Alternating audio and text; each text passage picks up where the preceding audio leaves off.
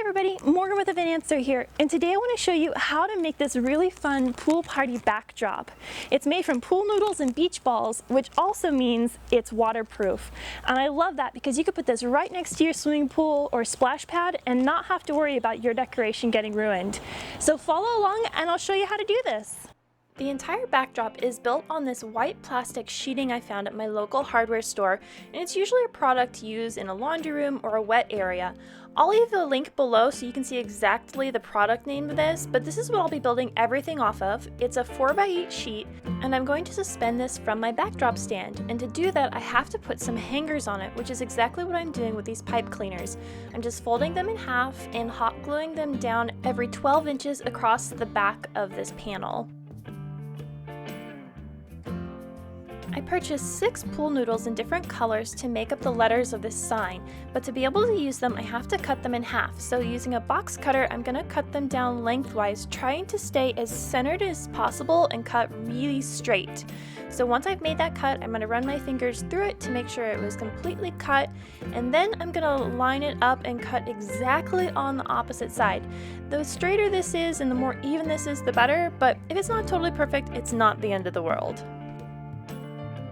Before I can start gluing the pool noodles down, I have to make a grid system so everything is straight and evenly spaced.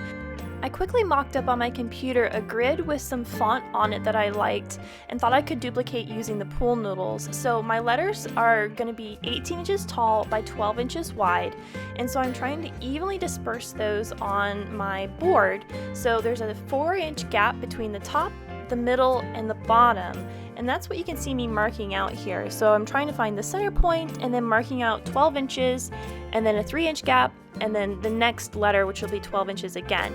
And that's just going to make sure everything stays nice and square and aligned before I start hot gluing everything in place. And now we can finally start gluing pool noodles down. So I've got my hot glue gun set to low because if it's too high, you will melt the pool noodles. So I'm just taking my pool noodles and following the letters that I need. The straight sides are pretty easy, just cut them to the correct length. When it comes to curves though, I found that it was best to mock it out first before hot gluing everything down. And I did find when you're making a curve on the P or the O or any of the other letters that it's best to cut it to length and then glue down the ends of the curve first and then go back and glue the curved part itself. Now this is a test in patience because you have to completely wait for the hot glue to dry. If you try to do this too quickly and get impatient like I did, it will pop off if you let it go too early. We're putting a lot of tension on these pool noodles, especially on curves, so you have to hold it in place until that hot glue sets. And once it does, these stayed in place really well. I found that once everything was hot glued down, I could pick up the sign, I could wiggle it a little bit. Now you don't want to go so far as to roll this up because that would pop the pool noodles loose, but I found that I could pick this up and wiggle it through doorways, no problem, and didn't lose any letters. To hang the backdrop, I've set my stand up 8 feet apart and just a little over 4 feet tall. That way I'm not having to lift the sign too high up off the ground. So I'm going to put a pipe cleaner through all the loops that I've hot glued to the back side of that plastic sheeting.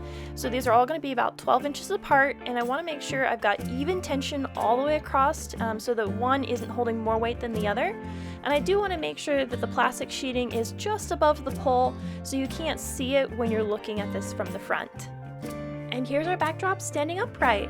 I love the colors of this, but I thought it needed just a little bit more, so I'm going to add a couple beach balls that are tied together, and I'm just going to use a pipe cleaner here and run it through the loop in the nozzle right where that stopper closes. This was a really easy way to tie them together, but I realized if someone hits one of these beach balls, it will open that nozzle and potentially deflate it. So if you're worried about that happening, you could always take some wire and wrap it around the nozzle instead of through the plug part. I'm grouping the beach balls into sets of 2 or 3, and then I'm just going to take that pipe cleaner and attach it to my backdrop stand, and that will be more than enough to hold the beach balls in place. And then I'm just going to raise the stand to its final height. Now my lawn is not very level, so I did struggle a little bit with making sure everything stayed level and square, so do play around with that. This will be a lot easier if you were on a patio or something, but a little maneuvering and some wedges can definitely level this out.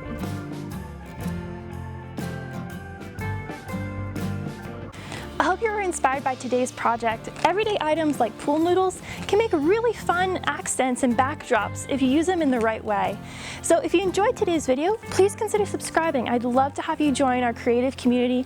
I make all kinds of party backdrops, setups, balloon tutorials, as well as how-tos on event planning. So until the next time, you can check out some of these videos over here. And remember, stay creative. Bye!